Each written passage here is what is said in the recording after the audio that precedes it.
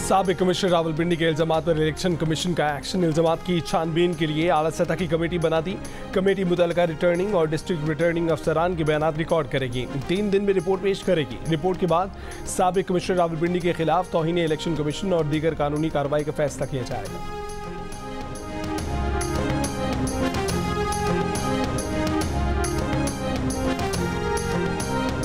मेरा नाम मोहम्मद सैफ अनवर जप्पा है। मैंने आज कमिश्नर पिंडी डिवीज़न का चार्ज लिया है। मैं इस चीज़ की वजाहत करना चाहता हूँ कि जो अभी इलेक्शन मुनक़िद हुए हैं उसमें किसी भी कमिश्नर जो डिवीज़न का है उसका कोऑर्डिनेशन के अलावा कोई किरदार नहीं है।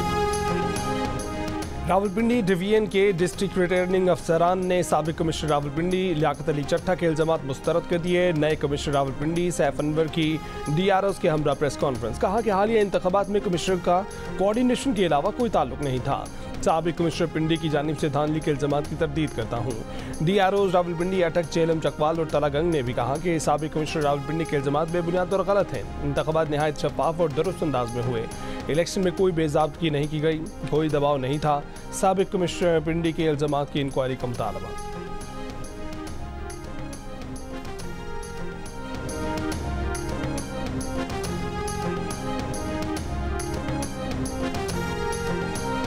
तो अगर आप ऐसे इल्ज़ाम लगा दें बेबुनियाद, ना उसमें कुछ ज़रा सी भी सदाकत हो, ना ज़रा सी कोई सच्चाई हो, ना कोई सबूत पेश करें, भैया आप कुछ भी इल्ज़ाम लगा सकते हैं। कल मुझ पर कोई चोरी का इल्ज़ाम लगा दें, कोई कत्ल का इल्ज़ाम लगा दें। भैया इल्ज़ाम लगाना आपका हक है, तो मगर साथ साथ वो फ़राइज़ भी दे दीजिए, तो कुछ सबूत भी पेश कर दे ना। अच्छा बुरा की बात में तयन होगा, कुछ तो सबूत दिखा दे। साबिक कमिश्नर रावलपिंडी के इल्जामात पर चीफ जस्टिस काजी फायज ईसा का रद्द-ए-अमल सामने आ गया। कहा कि इल्जामात तो कोई कुछ भी लगा सकता है, इल्ज़ाम लगाना हक है, मगर उसके साथ सबूत भी देना होता है। इस तरह तो कोई उन पर भी चोरी और कत्ल का इल्ज़ाम लगा सकता है। साबिक कमिश्नर रावलपिंडी से पूछें कि उनके पास कोई सबूत है। मीडिया से गुफ्तगू में चीफ जस्टिस ने कहा कि इलेक्शन कराने में उनका एक किरदार था, मगर इलेक्शन का हुक्म उन्होंने नहीं दिया था। अदालत ने तो आईनी इदारों के दरमियान तस्फिया कराया था और 12 दिन में तारीख आ गई थी।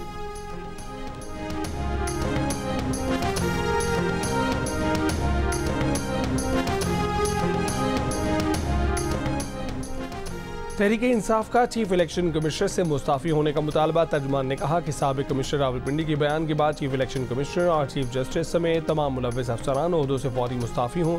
तहरीक इंसाफ की पार्लिमानी पार्टी ने साबिक कमिश्नर रावलपिंडी के बयान की तहकीकात का मुतालबा कर दिया।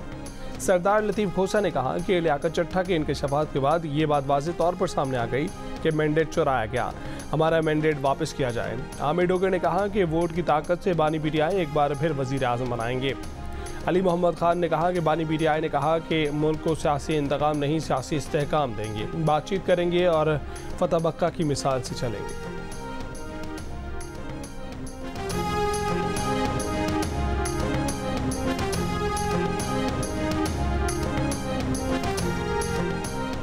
मुस्लिम लीग नून की तर्जुमान मरियम औरंगजेब ने कहा है कि इलेक्शन के 8 दिन बाद साबिक कमिश्नर रावलपिंडी का ज़मीर जागा और खुदकुशी की कोशिश की। तहकीकात होनी चाहिए कि साबिक कमिश्नर रावलपिंडी 8 दिन तक किससे राब्ते में रहे, किससे मुलाकातें की। ये पूरा एक ग्रोह है जो मुल्क में इस्तेहकाम लाना ही नहीं चाहता। साबिक कमिश्नर रावलपिंडी को इलेक्शन कमीशन में जाना चाहिए था, जहाँ 3 दिन नताइज रुके रहे।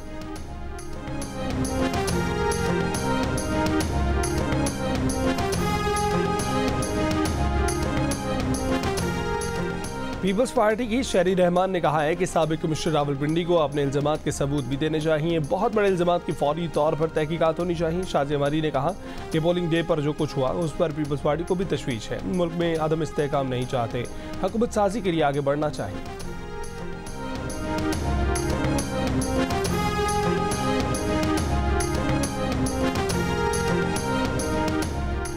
निगरान वज़ीर आला पंजाब ने साबिक कमिश्नर रावलपिंडी के धांधली के इल्जामात की तहकीकात का हुक्म दे दिया। मोहसिन नकवी ने इल्जामात की तहकीकात के लिए आला सतह की कमेटी तश्कील देने की हिदायत करते हुए कहा कि साबिक कमिश्नर रावलपिंडी के इल्जामात की आज़ादाना इंक्वायरी कराई जाएगी, असल हक़ाइक़ सामने लाए जाएंगे।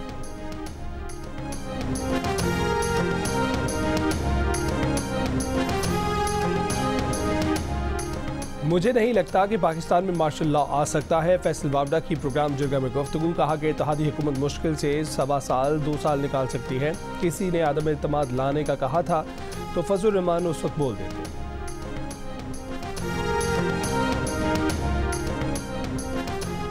नून लीग पंजाब के सदर राना सनाउल्लाह ने कहा है कि साबिक कमिश्नर रावलपिंडी उनके दोस्तों में से हैं। उनके साथ जहनी मसला काफ़ी अरसे से है। वो शायद जहनी मसले पर ट्रीटमेंट भी ले रहे थे। खुदकुशी की कोशिश करने वाला जहनी तौर पर तंदुरुस्त नहीं होता। अगर उनकी जहनी सेहत ठीक है तो बतौर गवाह लाया जाए। इल्ज़ामात की तहकीकात हर सूरत होनी चाहिए। रावलपिंडी से कामयाब नून लीगी उम्मीदवार हनीफ अब्बासी ने लियाकत चट्टा के इल्ज़ामात मुस्तरद कर दिए। कहा कि उनके पास फॉर्म 45, 47, 48 और 49 सब मौजूद हैं।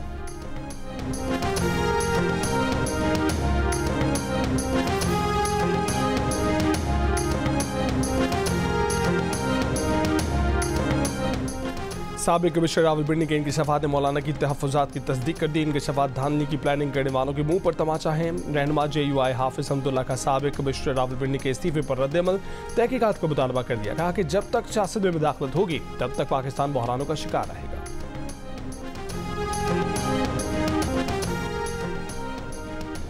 पाकिस्तान बार काउंसिल का साबिक कमिश्नर रावलपिंडी के इल्ज़ामात की फौरी तहकीकात का मुतालबा। मुश्तरका इलामी में कहा कि इलेक्शन कमीशन ने इंतखाबी अमल को बिगाड़ दिया। कमीशन से इंसाफ का मुतालबा मुज़िका खेज होगा। चीफ इलेक्शन कमिश्नर पर इलेक्शन से पहले ही तहफ़्फ़ुज़ात का इजहार किया था। चीफ इलेक्शन कमिश्नर अगर पहले इस्तीफ़ा देते तो इंतखाबी अमल पर लोगों का एतमाद बढ़ जाता। इंतखाबी अमल पर इल्ज़ामात से इलेक्शन की शफाफियत और साख मुतासर हुई है। सियासी जमातें इल्ज़ामात की तहकीकात के लिए एक आज़ाद कमीशन पर मुत्तफ़िक हों।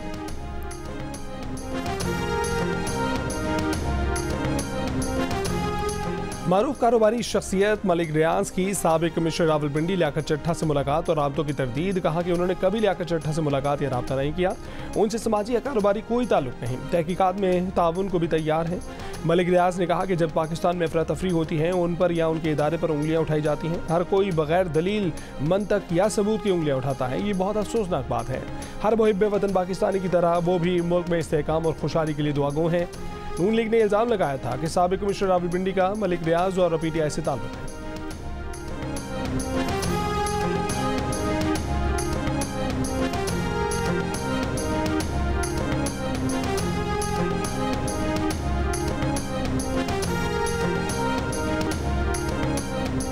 खैबर पख्तूनख्वा से कौमी असम्बली के 36 हलकों पर कामयाब उम्मीदवारों के नोटिफिकेशन जारी। NA 41 लकी मरवत से शेर अफजल मरवत, NA 35 कोहाट से शहरियार आफरीदी, NA 37 कोरम से MWM के हमीद हुसैन, NA 30 पेशावर से शंदाना गुलजार, NA 31 पेशावर से शेर अली अरबाब का नोटिफिकेशन जारी। NA 19 सवाबी सियासत कैसर, NA 20 सवाबी से शहराम खान तरकई, NA 18 हरीपुर से उमर अयूब खान की कामयाबी का नोटिफिकेशन भी जारी।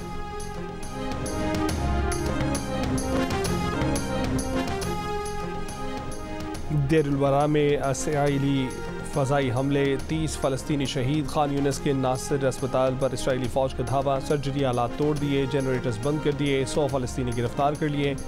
शिमाली गज़ा में खुराक की शदीद किल्लत, 8 साल की बच्ची भूख की शिद्दत से चल बसी। हमास ने गज़ा में इमदाद की फराहमी तक बातचीत से इनकार कर दिया। जनूबी लिबनान में शहरियों पर इसराइल के हमले। हिज़्बुल्लाह सरबराह हसन नसरुल्लाह का कहना है कि इसराइल अब हमारे शहरियों के खून बहाने की कीमत अदा करेगा।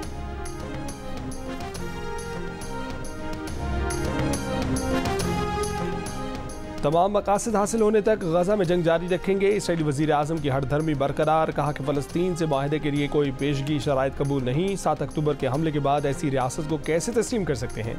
हमास के मुतालबात तब्दील होने तक जंगबंदी पर बातचीत आगे नहीं बढ़ सकती।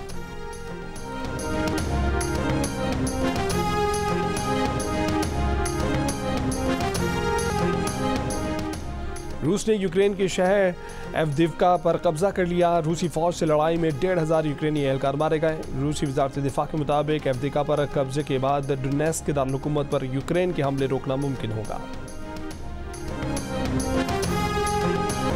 कराची लिटरेचर फेस्टिवल का आज आखिरी रोज़। शोरा और दानिशवरों की बैठक। इफ्तिखार आरिफ की सदारत में मुशायरा। नासिर जुबैरी, किश्वर नाहिद, इशफाक हुसैन, हारिस खलीक, वहीद नूर, अंबरीन हसीब अंबर ने अपना कलाम हाज़रीन को सुनाया। पाकिस्तानी रियासत से मुतल्लिक सेशन में डॉक्टर कैसर बंगाली, शब्बर जैदी और असद उमर शरीफ थे।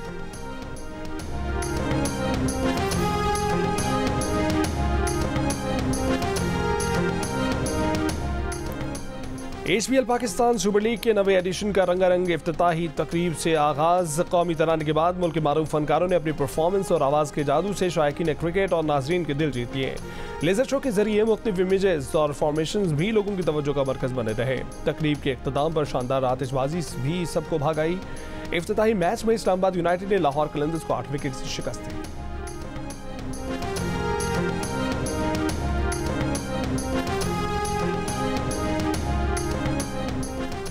और HBL PSL 9 के दौरान क्रिकेट और एंटरटेनमेंट के सबसे बड़े शो की वापसी। देखिए हारना मना है ताबिश हाशमी के साथ रोजाना रात 11 बजे पर सिर्फ जियो न्यूज़ पर।